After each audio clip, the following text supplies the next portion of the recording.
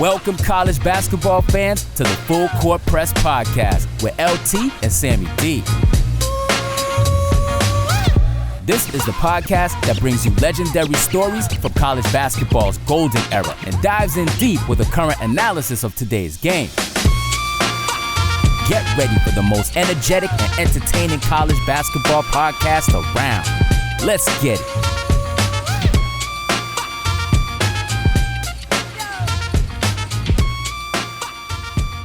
Hello and welcome to another Full Court Press, a college basketball coaches show powered by the Full Court Network.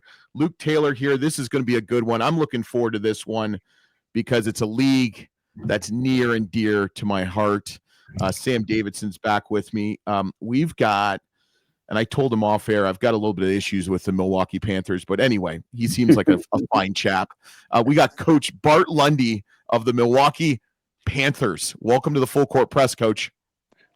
Thanks, Luke. Sam, appreciate you putting your past in the bucket there for a minute. And Well, you know what? I'm a big boy. Life goes on. My wife tells me don't worry about it. You are a fan of the Horizon League now. I mean, we love mid-major basketball and the Milwaukee. And you know what else too, Sammy? What's my buddy Sully. Sean Sullivan works for the Horizon League, so big up.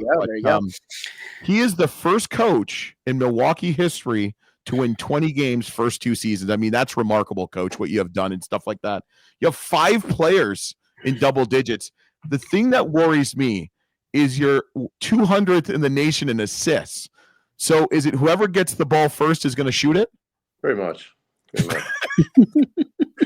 Shoot it before we turn it over. Shoot it before you turn it over. Well, I mean, when you're shooting, you're missing. You got a guy down low, Jamichael Stillwell, who should be getting national attention. You know, is Lute Olson the national player of the week last week. Talk a little bit about some of these guys. I'm going to start with J. Mike. You know, I mean, I think he goes by Mr. Stand on Business if it was up to him. I know you call him J. Mike. But, I mean, what he's achieved this year, you know, transfer out of Butler County Community College, you know, the last couple games, the numbers he's put up and the attentions he's getting. How's he handling all that? I think he's maintaining. I think it's a lot. It's a lot for him. We're trying to help him with that.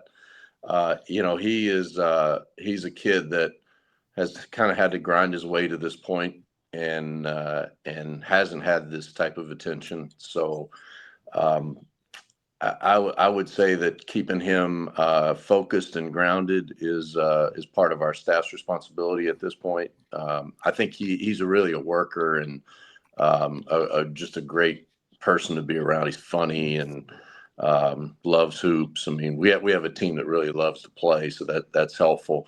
But keeping him grounded is, you know, that's our responsibility, right? Yeah. I just don't lose any sleep or your hair over it. Okay. I can't see Sam's, but you gotta. But, you know, I was a head coach at 25 because my hair was already going back on defense and nobody knew how old I was. So it's been a blessing. So I'm a big fan of Bobby Marlin. He sends his regards. So you got Thelmus Folks. I remember from Louisiana last year, ball player. Yeah. I mean, leading scorer. How has he kind of transitioned from the Sun Belt to the Horizon League? He's transitioned well. You know, Themis is he's a point guard in every way. He observes his teammates. You know, on and off the floor. He's got a good pulse of when people need to touch the ball, and he's been really good as far as scoring the ball for us. Probably has been more focused on scoring than he needs to be. You know, but we've got the ball in his hands a lot. So he's done an excellent job transitioning for us. You know, we play a way different style than Louisiana, and he's got a little bit more freedom, more ball screens. So it is good for him for his final year because he is putting up some pretty good statistics. Yeah, absolutely. So your coaching background, I mean, it's really interesting. I mean, you said you became a head coach at 25, I mean, it's pretty phenomenal kind of when I look at your track record. I mean, it's just winning seems to be in your DNA, whether it's the first year or building a program, and you look back at kind of your career, at Winthrop, Queens, North Carolina, both times, right? High Point, North Texas. How is that kind of transition into kind of building a mid-major powerhouses? Because that's what I see you doing at Milwaukee right now. And I mean, you're taking really good guys out of D2 and JUCO levels and, putting them in this system. Does that come from part of your background of what you did at those other programs? Yeah, I don't know that there's any secret about it. I grew up just a gym rat and a grinder, and this is all I've known and all I've ever wanted to do. So, the ups and downs I've had since 25 have kind of prepared me and given me some tools and situations that I've had to deal with.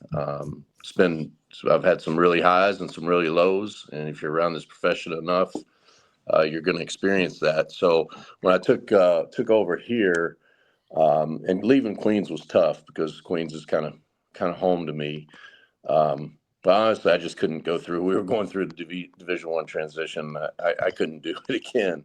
So that really was a big part of the decision. But taking over here, you could see that it had everything that you need to be good. Now the NIL was just starting to come into play.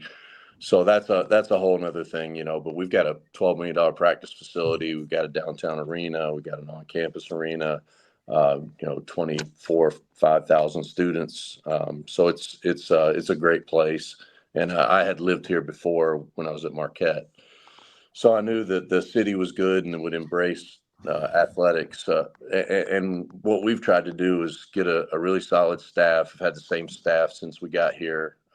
They're good dudes. They're real basketball guys. And, we do it together. I'd like to take a lot of the credit, but really my staff deserves a lot of that credit too. And we try to take care of home recruiting. We've done a better job getting some of these kids to come back. It's really difficult to get them to come initially, but we're doing okay with the bounce back.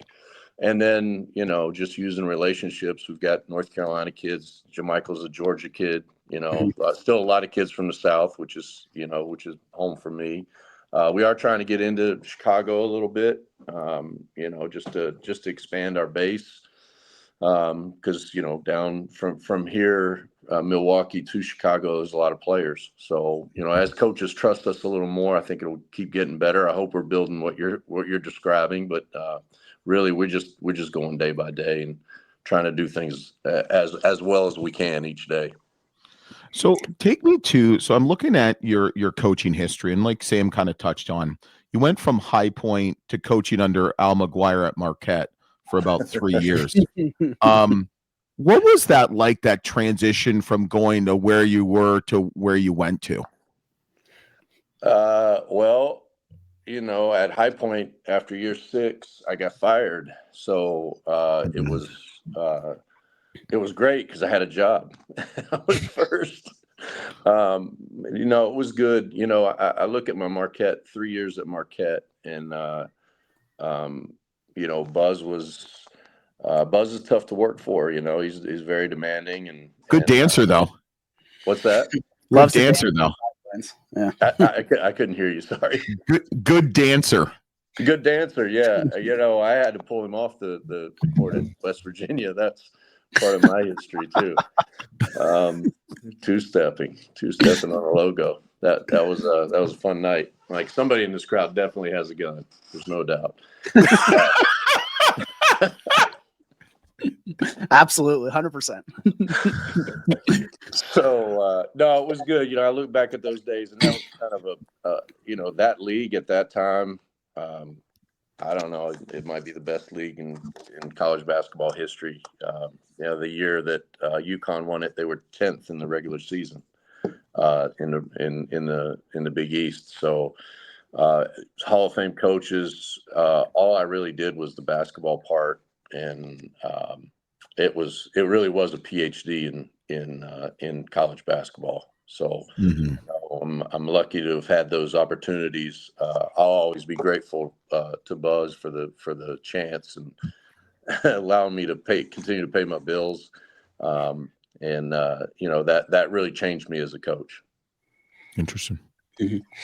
So when I watch the Panthers play this year, I mean, it just seems like they're clicking so earlier in the season, and it seems like, you've built a culture, you're creating, it seems like they know what identity you and the coaching staff want to see on the court. And it seems like they like playing for you guys. And there's just so much, and you mentioned NIL a little earlier, so I kind of want to hit on that. I was looking up some social media, and somebody was like, "Oh, JaMychal's going to get an NIL deal, after if he continues this at some bigger school." And your response, well, that's his right if he wants to.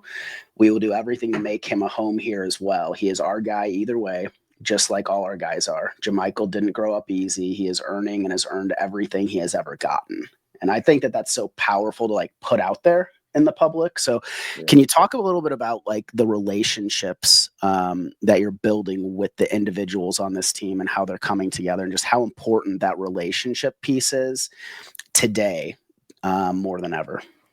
Yeah. I mean, I think it's everything, as soon as kids don't feel like you have their best interest at heart, and that, you're using them to win a basketball game, they're going to go somewhere else, whether it's for NIL or not. Kids leave. That's what they do. It goes back to our staff as well. I'm glad that you recognize watching us that I've got an unbelievable staff. I mean, they're guys that our players respect and like, and we do really pour into them as much as we can. And I think that's a part of it. Earlier this year, we had to remove Eric Pratt from the team for a while, and some things that he needed to work on. But those situations, he after missing 7 games, going to be 8 games, had to make a decision. Do I try to get a waiver, get this year back? Do I come back and play here? Or he could have left. And even though he had missed 8 games his final year, he wants to come play for this staff and with these guys. I thought that showed a lot of character on his part, first of all. And second, it makes me feel good that, he's like, okay, I've got myself right. This is what I want to do. These are the coaches I want to be with. And I think that's what you see on the court. It's not X's and O's at this point. It's just, these guys are buying in, they're trusting us, we're meeting with them, and they're playing hard. They're playing for each other. I love watching your team play. I mean, they are playing hard, and it's usually you see these type of groups click in late January, February for the first time. But watching you guys, I mean, they were clicking right off the bat. So yeah, they were clicking a couple days earlier when you trounced, beat, battered, and hurt the Akron Zips. Yeah, 100 points, baby. Well, that game was good. We hadn't been making threes, and we still.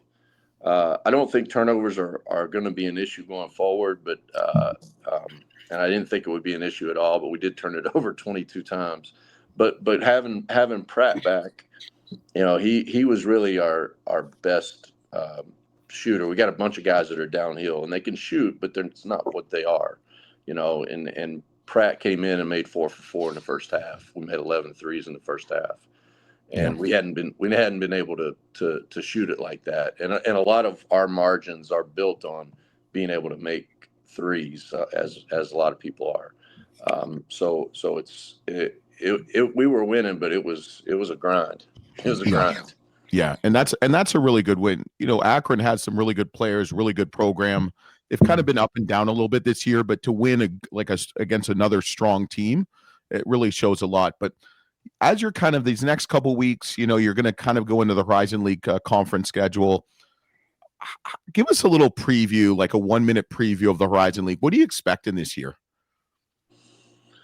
Well, I think that we're just now starting to see who is kind of putting things together. The bottom has definitely come up. I mean, UI Indy is good. I think Detroit now has a couple guys that have gotten hurt, but definitely seem to be more competitive, more cohesive than they were. So the bottom's coming up. You've got Youngstown, who has a really talented team and will continue. They're probably leading our league in the NIL by a good margin. And then you've got Wright State with two guys that have been around the league forever and are just grown men, know how to win. He's a first-year head coach, but he's been there for a long time, so there's continuity. Northern Kentucky's always going to be good. I think they're figuring out their guard spots. I just think it's going to be good. And if Fort Wayne can beat anybody and play with anybody in the country, John, he just does an amazing job. Talk about identity. They know exactly who they are. So it's gonna be a tough league, and I'm sure I'm leaving out a bunch of people, but like half the conference, but no one cares. It is it's a much deeper conference than it has been in years past. And I mean, you see what Oakland's done last year, and then they were hanging tight last night with Michigan State. I mean, neck and neck for half the game, more than half the game. So very deep conference. So LT, you think you think coach is ready to kind of go into the shot clock here? No. All right, well, we're gonna do it anyway. Coach Lundy, we do a little thing called the shot clock. LT is gonna fire off 4 or 5 questions, quick little one hitters. Some of them might be one word, some of them might lead to a short story, but the platform's gonna be yours one way or the other. So LT, I'm not gonna do it. You have to shut it down. The only problem is I can't read my freaking handwriting. All right, here we go. Frequently. I've done this like 120 times, so I can make it up. All right. One word to describe the Horizon League. Grind. Okay. One word to describe Milwaukee. Amazing. Okay. Underrated. Okay. I like that. Which player are you first to yell at on your team? Who do you yell at the most of your players? AJ McKee. Okay. Didn't even hesitate. We asked the Kentucky team last year who is the first person that Coach Calipari is going to yell at, and it was Edu Thero from who transferred to Arkansas, and even Edu said it was him too. So that's good, Coach. AJ's like my son, so I can yell. Okay, you can get on him a little bit, yeah. Okay, which conference team has been called for the most fouls so far this year per game on the average? Who's the number one fouling team in your conference? Guessing Cleveland State. Wrong. Youngstown State, 19.3. Who is last for fouls called in your conference? It's easy. Milwaukee. No, no. You're ninth.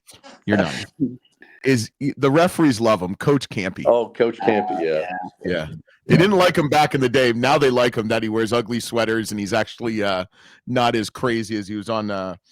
What was the one he was talking about? How he had like 21 technicals or 16 technicals in like his first 2 years of coaching. First couple years. Yeah, we had Coach Kaufman and Coach Campy on a Horizon League preview show this year, and Coach Kaufman was getting on Campy about like, man, the refs love you, so just like, act like. Campy's my favorite too. He's my favorite coach in the league. He's a great dude.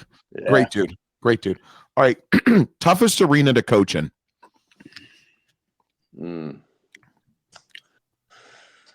Are we talking Horizon League? Anything. National. That you've coached in. I would say the Center. I was a part of that. That 20-point comeback that Patino talks about on his podcast, where they came back and beat us. We had Jay Crowder and Jimmy Butler. That's a hard place to play. I love it. Yeah. As a self-identified gym rat, is there any arenas that you want to coach in that you haven't got a chance to coach in yet? Well, I've never coached in at Duke. So that would be. I grew up a Carolina fan. I have coached at Carolina, but probably Cameron. Yeah, would be the one. Yeah, not that I would ask for that. That's probably not it. good thing to ask for. Yeah, well, it's all about the experience. My high school coach played there twice, and I've been to a game there and sat behind the bench because UIC played there where I went to undergraduate. And it's pretty remarkable to say the least. Most memorable game. What's the one game that comes to mind right off the bat?